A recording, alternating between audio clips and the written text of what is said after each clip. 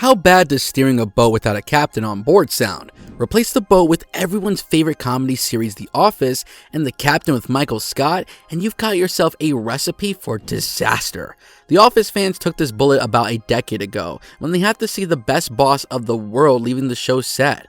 But why did Steve turn his back on a character that made him a household name? What's the mystery behind his departure? The very first mention of Steve possibly walking out from the fiction world of Dunder Mifflin came out back in April 2010. In a conversation with BBC, he revealed that on account of his contract with the show only spanning a total of 7 seasons, he will be taking his leave once the designated terms have been fulfilled. Steve only hinted at his departure, but the lack of response from the show's executives on this groundbreaking statement made him feel like turning his back on the show wouldn't be such a bad idea. Andy Green, in his book The Office, Untold Story of the Greatest Sitcom of the 2000s, wrote that Carell's interview about season 7 being his final one, failing to get the desired internal response, played a huge role in the actor's exit from the show.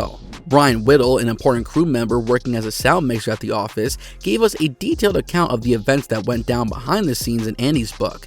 He said the Carell statement was just an aftermath of thinking out loud unconsciously and was no way signaling an impending departure from the show. He had no plan of leaving, but since the audience and the higher-ups had no significant reaction to the news, he realized that maybe Michael Scott's character wasn't needed anymore and he should be doing other things instead of sticking around for the longer. Kim Ferry, an on-set hairstylist, backed Whittle's story even further, adding that Carell was actually planning on signing another Office contract that would have been good for the next couple of years. The show's executives, however, had other plans, as none of them showed any signs of keeping their prized actor booked up for the shows till its end. Rumors have it that Steve's manager even reached out to NBC about the possibility of negotiating a brand new deal, but all he got here back was a bunch of crickets chirping. The deadline for when the offer was supposed to have been thrown on the table passed without any effort to keep Carell from leaving.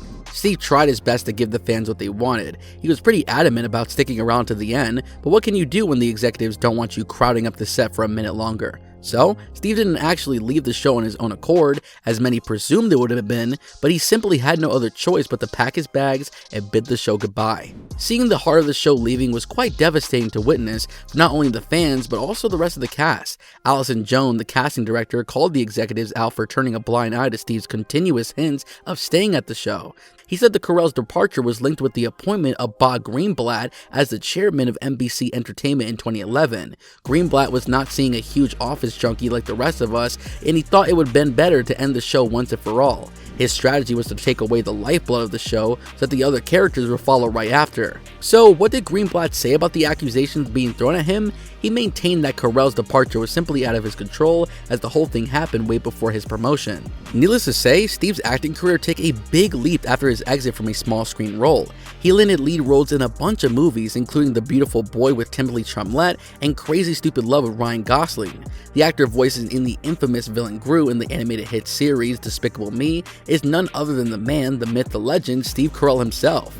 He also has an Oscar nomination under his belt for his role as John DuPont in the 2014 film Foxcatcher. Despite being a worldwide phenomenon today, nobody can deny the fact that his role as Michael Scott was his gateway to stardom.